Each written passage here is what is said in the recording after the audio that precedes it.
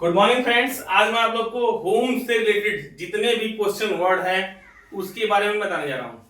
सबसे पहले लिखेंगे होम, उसके बाद डू या डज, फिर सब्जेक्ट, फिर वर्ब का first form plus other word.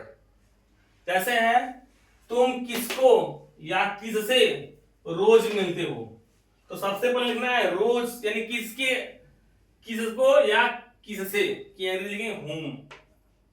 अब तुम क्या होता है यू सकता है डू, फिर लिखेंगे सब्जेक्ट यू, फिर मिलना कर देता है मीट डेली। तुम किससे रोज मिलते हो, तो whom do you meet daily.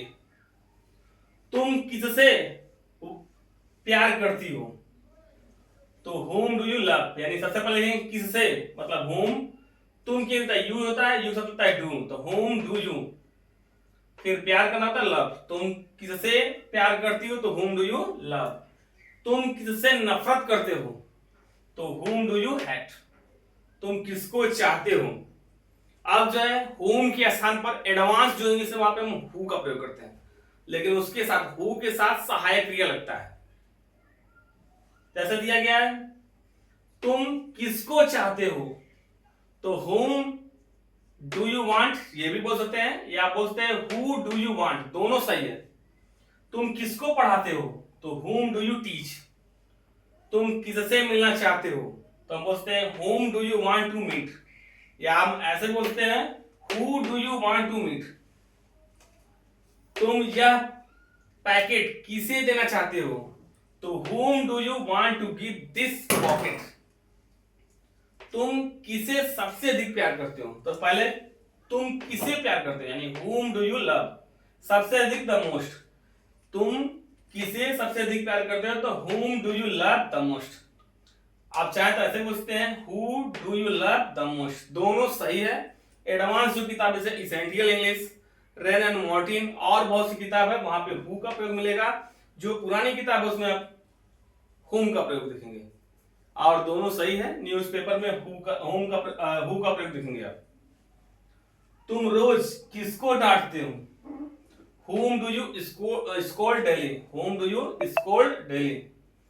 वह किसे पसंद करता है या उसे कौन अच्छा लगता है, तो whom मतलब किसे, does ही लाइक वह पसंद करता है। तुम किसको या किन्हें जानते हो, तो whom do you know, whom do you know। अब अगर सेंटेंस में आ गया किसके साथ, तो हम लगाते हैं with whom। जैसे तुम किसके साथ रहते हो, तो with whom do you live। तुम किसके साथ पार्क जाते हो, तो with whom do you go to park।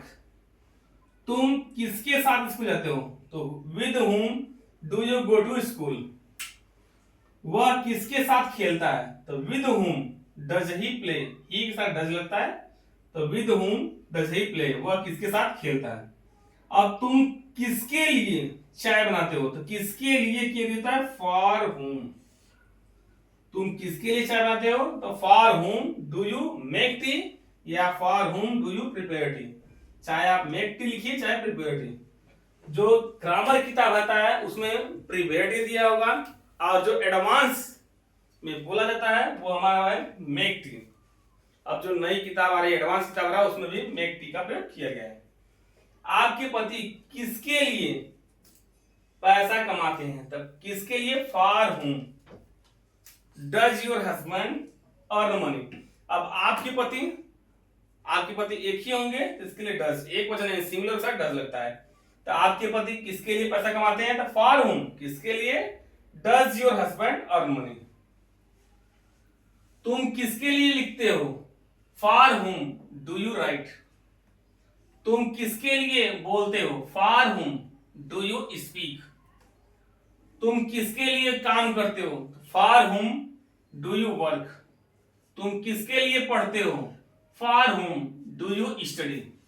अब है तुम किसके बारे में सोचते हो, तो किसके बारे में अबाउट whom। तुम किसके बारे में सोचते हो, तो बोलोगे about whom do you think. तुम किसके बारे में हमेशा बात करते हो, तो about whom do you always talk. तुम किसके बारे में हमेशा बात करते हो। तुम किसके साथ साथ चलते हो, तो किसके साथ साथ के लिखते हैं along with whom। तुम किसके साथ साथ चलते हो तो along with whom do you walk। तुम किसके बिना नहीं रहते हो तो किसके बिना without whom। तुम किसके बिना नहीं रहते हो तो without whom do you not live। तुम किसके बजाय काम करते हो या तुम किसके स्थान पर काम करते हो तो बोलोगे instead of whom do you work। किसके बजाय या किसके स्थान पर instead of whom, यानी तुम किसके बजाय या तुम किसके स्थान पर काम करते हो तो instead of whom do you work। तुम किसकी याद में काम करते हो तो किसकी याद मतलब in the memory of whom। in memory of whom मतलब तुम किसकी याद में काम करते हो तो in memory of whom do you work। तुम किसके कारण सीखते हो तो किसके कारण मतलब बिकॉज ऑफ whom किसके कारण तुम सीखते हो तो डू यू लर्न। तुम किससे डरते हो तो फ्रॉम whom किससे डरते हो तो from whom do you fear. तुम किससे सवाल पूछते हो तो from whom do you ask questions. तुम किससे अंग्रेजी सीखते हो from whom do you learn English. बच्चा किससे शिष्टाचार सीखता है तो for whom does the child learn manners. अब एक बच्चा इसलिए डज लगा है from whom does the child learn manners. तुम किसके प्रति सम्मान दिखाते हो तो किसके प्रति मतलब टूवर्ड्स whom किसके प्रति तुम किसके प्रति सम्मान दिखाते हो तो towards whom do you show respect. वह किसके प्रति विनम्र व्यवहार करता है तो towards whom does he behave politely. इस तरह से whom से रिलेटेड जितने भी क्वेश्चन वर्ड था मैंने इस पे बना दिया प्रेजेंट इंडेफिनिट टेंस में। अगर आप मुझसे जुड़ना चाहते हैं तो मेरे चैनल को लाइक कीजिए, शेयर कीजिए और सब्सक्राइब कीजिए। अगर व्हाट्सएप से जुड़ना चाहते हैं तो मैंने व्हाट्सएप चैनल भी बनाया है जिसका नाम है कृष्णानंद स्पीकिंग क्लासेस।